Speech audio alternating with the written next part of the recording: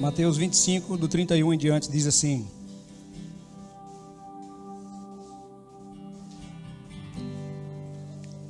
todos acharam? Amém? Diz assim a palavra de Deus: quando o Filho do Homem vier em sua glória, e todos os santos anjos com ele, então se assentará no trono da sua glória. Todas as nações se reunirão diante dele, e ele apartará uns dos outros, como o pastor aparta dos bodes as ovelhas. Ele porá as ovelhas à sua direita e os bodes à sua esquerda. Então dirá o rei aos que estiverem à sua direita: vinde, benditos de meu Pai, e possuí por herança o reino que vos está preparado desde a fundação do mundo. Pois tive fome e me deste de comer, tive sede e me deste de beber, era forasteiro e me hospedastes, estava nu e me vestistes, estive enfermo e me visitastes, preso e fostes ver-me. Então perguntarão os justos: Senhor, quando te vimos com fome e te demos de comer, ou com sede e te demos de beber?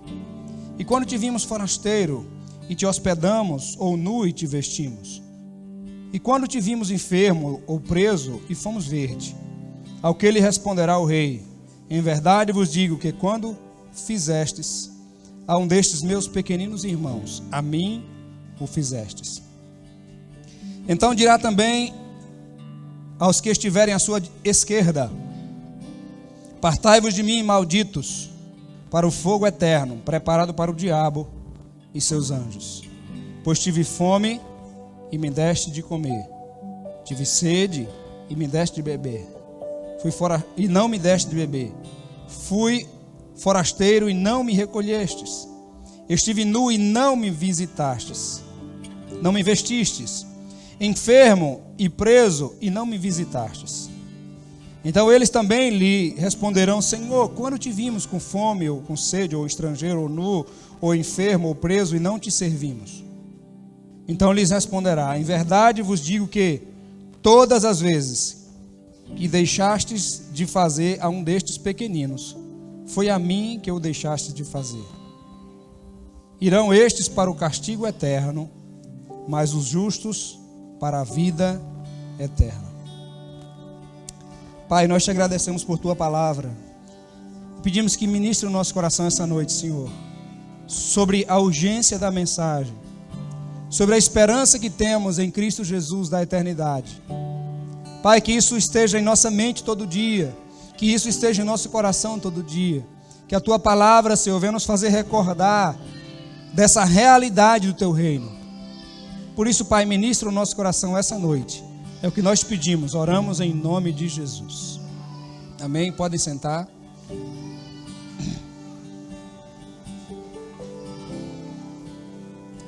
Serei mais breve por dois motivos: porque o horário já está passado e porque eu já estou rouco, né? Lá não tinha microfone para orar e eu forcei muito a minha voz e aí fiquei um pouco rouco. Mas vamos lá, mesmo sendo breve, eu quero que você preste toda a atenção aqui, que você fique ligado aqui. Eu não sei quantos de vocês viram nas redes sociais esses dias que o sol, um buraco que acharam no sol, está aumentando de tamanho, que cabe não sei quantas vezes a terra dentro daquele buraco. E no mês de maio saiu matéria na Record, na Globo, e agora no mês de julho os cientistas voltaram, a NASA voltou a verificar e disse que esse buraco ele está aumentando, está crescendo. E há muita especulação. Alguns dizem que a Terra não vai passar de 2030, porque se esse buraco continua abrindo, a teoria dos cientistas é que o Sol pode deixar de existir, pode haver uma explosão. E está se pesquisando, se você procurar na internet você vai achar isso, outros lugares onde se possa morar além dessa terra. Porque imaginam, não sabem quantos anos a terra vai ainda durar. E aí eu fico pensando que essas coisas não são nada mais, nada menos do que aquilo que já está nas Escrituras, aquilo que está na palavra. E o povo de Deus hoje tem falado muito pouco sobre a volta de Jesus. Não tem nada mais certo do que a volta de Jesus. É por isso que eu vivo, é por isso que estamos aqui, é por isso que pregamos o Evangelho, porque Jesus veio e Ele vai voltar para buscar a sua igreja. Eu não sei quanto tempo ainda vamos permanecer aqui, irmãos, mas Jesus vai voltar. Nós estamos em que ano? 2023. Por que é 2023? Porque o ano foi zerado quando Jesus veio aqui a primeira vez. E aí começou a contar, e já tem mais de 2000 anos que Jesus veio. E vai se encerrar o tempo. Eu quero que você veja um texto antes da gente meditar um pouco sobre esse texto. Eu quero que você vá em 2 Pedro, capítulo 3.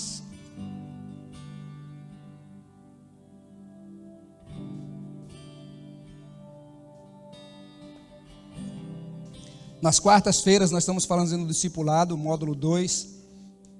E é a segunda semana, a segunda quarta-feira que a gente não conseguiu concluir a lição que fala sobre a Bíblia, sobre a palavra de Deus. A exatidão da palavra de Deus, o poder da palavra de Deus.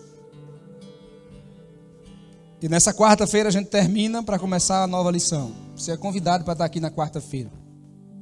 A não ser que você tenha um compromisso mais importante do que estudar a palavra de Deus com os irmãos, aí você então está liberado para ir para outro lugar, para fazer aquilo que é mais importante. Mas se não tiver, quero te convidar para estar aqui quarta-feira. Tá bom? Abra mão de outros afazeres, né? Talvez de dormir mais cedo. Mas dorme cedo, irmão, que termina aqui 9 horas. Tá bom? Termina antes das 9. É cedo. 2 Pedro, capítulo 3. Eu quero que você preste atenção.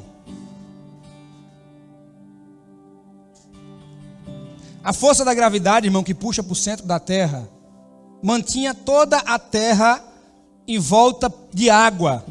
E a Bíblia fala isso. Pedro não é cientista, mas Pedro fala disso como se fosse nos dias de hoje. E olha só a exatidão desse texto. 2 Pedro capítulo 3. E depois a terra apareceu porções secas. Porque Deus fez que aparecesse, contrariando a lei da gravidade, puxando terra para fora do núcleo, do centro da terra. E depois de um tempo, mais ou menos, estima-se alguns teólogos, 2000 anos, vem um dilúvio, e a água sai de dentro da terra. E você sabe que tem mais terra embaixo da terra, mais água embaixo da terra, do que tem no mar, né? Você sabe disso. A Bíblia diz que no tempo de Noé começou a chover e se romperam as fontes das águas. Não foi só a água da chuva que inundou a terra. Foi a água que brotava do chão. Se romperam as fontes das águas. Deus fez com que a água que está dentro da terra saísse. E aí cobriu toda a terra de novo. Quando eu estou viajando, irmãos, eu passo por aquelas serras bem altas.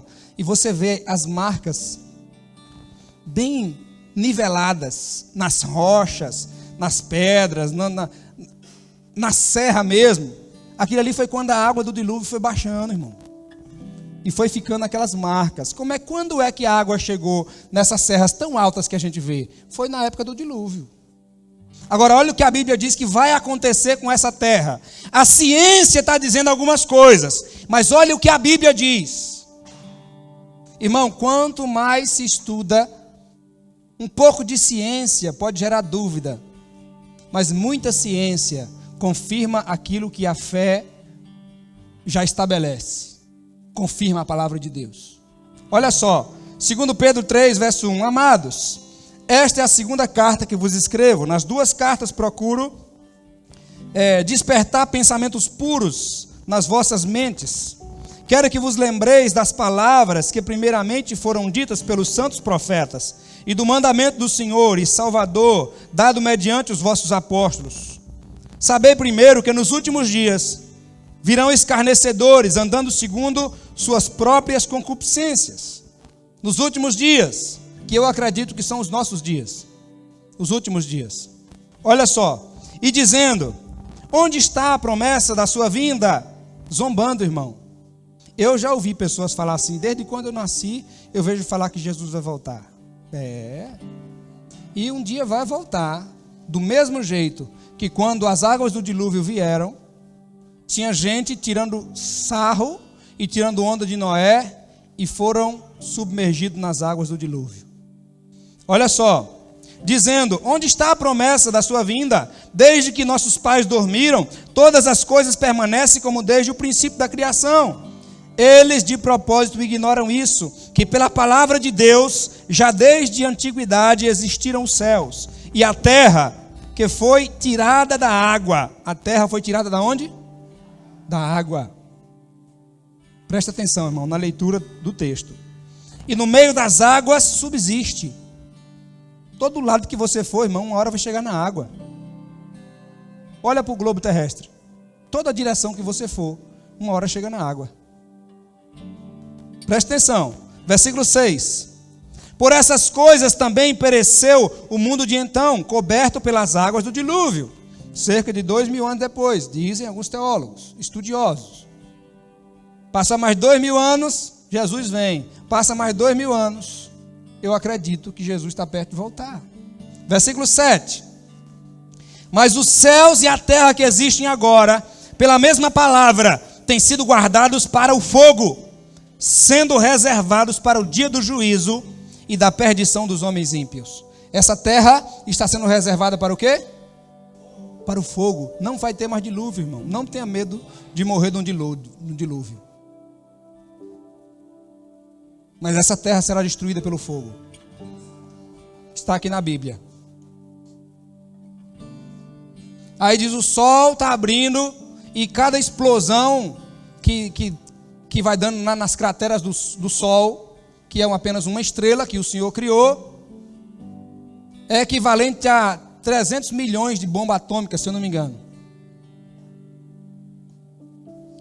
Imagine se o sol começa a dissolver, irmão, acaba tudo. Dá uma pesquisada depois, a NASA tem visto isso e tem se preocupado. Olha o versículo 8. Mas, amados, não ignoreis uma coisa, que um dia para o Senhor é como 1000 anos, e 1000 anos como um dia. Em quantos dias o Senhor fez a terra? E o homem sobre a terra? Quantos dias ele fez tudo? Vocês não sabem não, irmão? Vamos ler a Bíblia. 6. E no 7º dia, descansou. Não é descansou porque estava cansado. Em hebraico a palavra se aproxima mais de desfrutou. Deus olhou para tudo que tinha criado. E no 7º dia ele ficou só curtindo tudo que tinha criado. Sabe quando você bota seus filhos na cama e fica só curtindo os filhos, dando risada e brincando com eles? Foi Deus no 7º dia. Deus olhou para tudo que tinha feito e chamou o Filho e o Espírito Santo e disse assim, vamos ficar só curtindo agora? Olha que bacana. Olha lá Adão conhecendo os bichos, botando os nomes, e ele desfrutou no 7º dia. 2000 anos, dilúvio. 2000 anos, Jesus volta. 2000 anos, quantos anos já deu? 6. Vocês também faltaram aula de matemática, eu estou vendo. Olha só.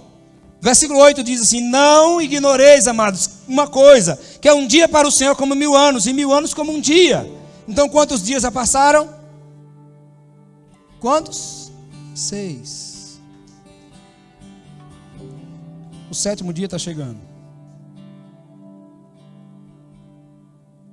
O milênio, onde aqueles que estiverem com Cristo reinarão. Aqueles que estiverem sem Cristo serão destinados para o fogo eterno. Olha o versículo 9. O Senhor não retarda a sua promessa, ainda que alguns a tenham por tardia. Ele é longânimo para convosco, não querendo que ninguém se perca, senão que todos venham a arrepender-se. Deus não está demorando, não. Ele está trabalhando na vida de pessoas para que outros se convertam, para que sejam salvos. Está escrito aí, versículo 10. Mas o dia do Senhor virá como um ladrão. Os céus passarão com grande estrondo. Como é que os céus vão passar? Com grande estrondo.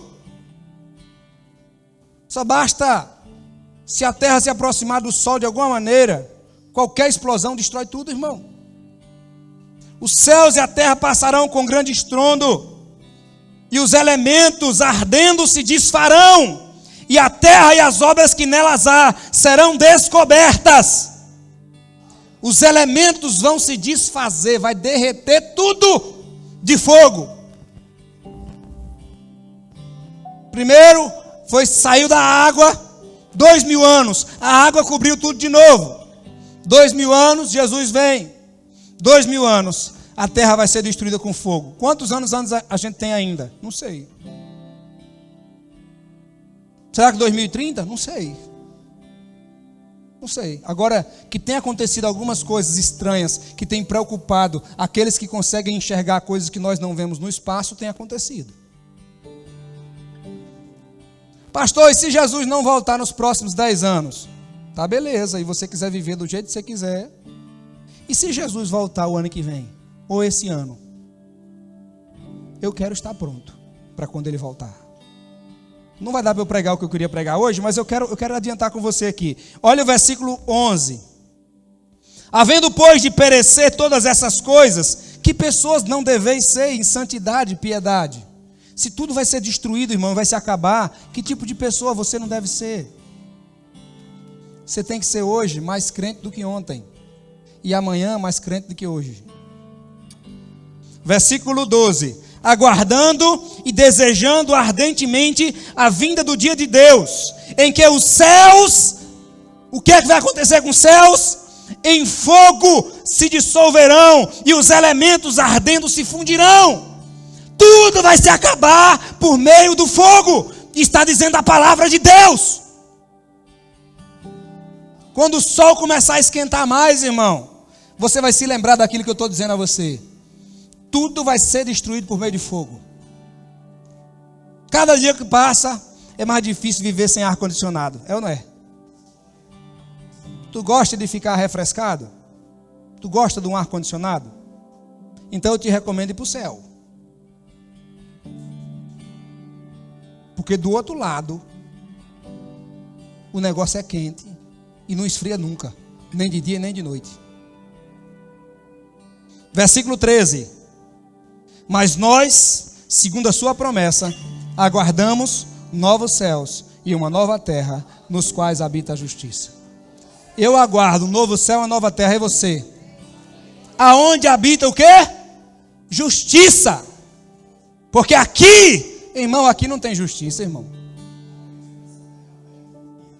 Se aqui tivesse justiça, Lázaro, que servia a Jesus e que quando morre vai para o céu, não teria uma vida de comer com os cães. Se aqui nessa terra tivesse justiça, um ladrão não se tornava presidente. Se aqui nessa terra tivesse justiça, tanta coisa que está acontecendo não estaria acontecendo. Mas a Bíblia diz assim: não viva indignado, porque aqui nessa terra não tem justiça. Porque quem está dizendo que faz justiça é os homens miseráveis e pecadores. Agora, aguarde justiça lá no céu, porque ninguém vai escapar diante dele. Agora, irmão, eu quero ler o versículo 14 para a gente voltar para Mateus, senão a gente não volta mais para Mateus. Pelo que, amados, aguardando essas coisas, procurai que deles sejais achados imaculados e irrepreensíveis em paz. Como é que você aguarda a volta de Jesus? Jesus está para voltar. Como é que você está? Eu me lembro de uma história que diz que o pastor preparou a igreja e pregou sobre a volta de Jesus e disse: olha, a trombeta vai soar e aí Jesus volta e leva a sua igreja. E o pastor pregando naquela empolgação, naquela unção. E aí o pastor tinha combinado com o irmão, disse: olha, quando eu chegar, quando eu der o sinal, você liga os ventiladores atrás das cortinas, quando as cortinas mexer, você apaga a luz e toca o som da trombeta no som da igreja, bem alto. Assim o irmão fez. E o pastor escutou o som da trombeta, junto com o som da trombeta, banco virando dentro da igreja, aquele barulho. O pastor disse: meu Deus, o que é que está acontecendo na igreja? Tudo escuro. Quando acendeu a luz, disse que não tinha ninguém dentro da igreja. Só tinha uma velhinha sentada no banco da frente. O pastor disse: todo mundo tinha dúvida da sua salvação. E aí desceu para cumprimentar aquela irmã. A irmã tinha morrido do coração.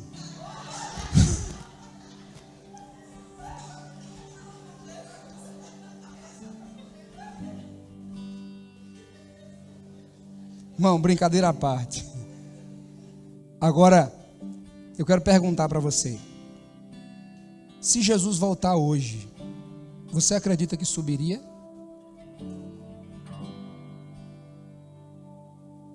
Hoje de manhã, nós lemos aquele texto que Jesus fala assim, olha, calcule o preço de me seguir.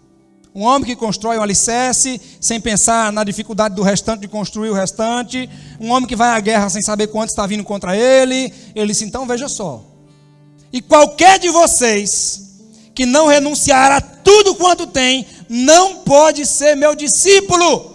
Para ser discípulo de Jesus, tem que renunciar a tudo quanto tem. Toda a sua vida.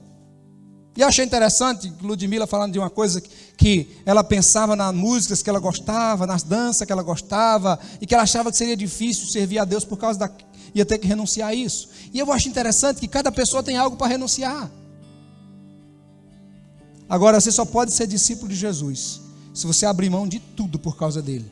Senão, você não é discípulo de Jesus. Você pode ser membro da Igreja Batista, você pode ser discípulo de Jacilã, discípulo de Sidney, discípulo de Rodrigo, mas você não é discípulo de Jesus se você não renuncia a tudo quanto tem, a sua vida inteira. Vamos lá para Mateus? Não vou pregar mais não, eu vou só falar aqui o que é que eu vou pregar talvez semana que vem. Mas eu quero dar só o começo para você, do texto que nós lemos. Mateus 25, verso 31.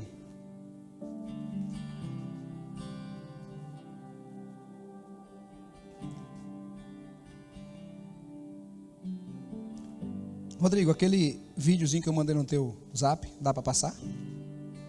Deixa, prepara aí então. Quando o Filho do Homem vier em sua glória, todos os santos anjos com ele, então se assentará no trono da sua glória. Irmão, o que aconteceu quando Jesus nasceu? Quando ele veio a primeira vez aqui? O Verbo se fez carne e habitou entre nós, e vimos a sua glória como a glória do unigênito do Pai, cheio de graça e de verdade. Jesus sai do céu e vem para a terra e nasceu como um bebezinho indefeso. Se confiou a uma mulher santa de Deus chamada Maria. E o que acontece no dia que Jesus nasce? Irmão, apareceu milhares de anjos no céu. Não foi todo mundo que viu. Alguns pastores viram. Alguns pastores que estavam no campo, que pastoreavam durante a noite, viram anjos do céu cantando. E aquela coisa mais linda que outras pessoas não viram, quando Jesus nasceu. Agora, irmão, a Bíblia diz que Jesus vai voltar, todo olho verá. Como um relâmpago que sai do Oriente e se mostra no Ocidente, assim será a vinda do Filho do Homem. Todo olho o verá. Até aqueles que o transpassaram, todo olho o verá. Irmão, se quando Jesus nasceu, aparece milhares de anjos no céu, para alguns. Agora imagine quando Jesus voltar, irmão. Como é que será? Quando Jesus voltar em glória sobre as nuvens do céu, quando a trombeta tocar e quando ele vier, imagine como será aquele dia. Irmãos, a gente pode assistir um filme, ver o que for, mas a gente não consegue ter a dimensão. Se você está aqui e verá, quem está lá em São Paulo também vai ver. Quem está nos Estados Unidos vai ver. Quem está no Japão vai ver. E anjos vão aparecer vindo com Jesus. Todos os anjos virão com Jesus para buscar a igreja dele. Ei, eu penso que isso é muito sério para que a gente brinque de evangelho. Eu acho que isso é muito sério para que a gente não leve a sério a palavra de Deus. Eu quero que você abra mais um texto antes da gente terminar. Apocalipse, capítulo 20. Tem gente que tem medo de ler Apocalipse, não tem? Eu não tenho, não.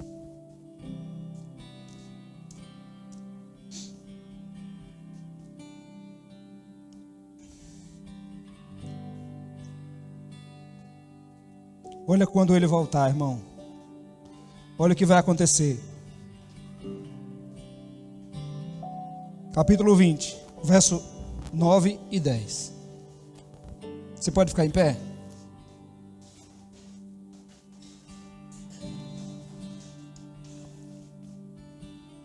Subiram sobre a largura da terra e cercaram o arraial dos santos e a cidade querida. Esse texto está falando da derrota de Satanás. Mas desceu o fogo do céu e os consumiu. Aqui está falando do final. Olha só, irmão. Verso 10. E o diabo que os enganava foi lançado no lago de fogo e enxofre, onde estão a besta e o falso profeta. De dia e de noite serão atormentados até o outro ano. Está escrito assim? Atormentados por quanto tempo? Para sempre. O inferno foi feito por Satanás e seus demônios. Mas aqueles que recusam o evangelho ficam sob a ira de Deus. Está escrito em João 3,36. Todo aquele que crê no Filho tem a vida eterna. Todavia aquele que o rejeita, a ira de Deus permanece sobre ele. Não verá a vida, mas a ira de Deus permanece sobre ele, porque recusa o Filho de Deus.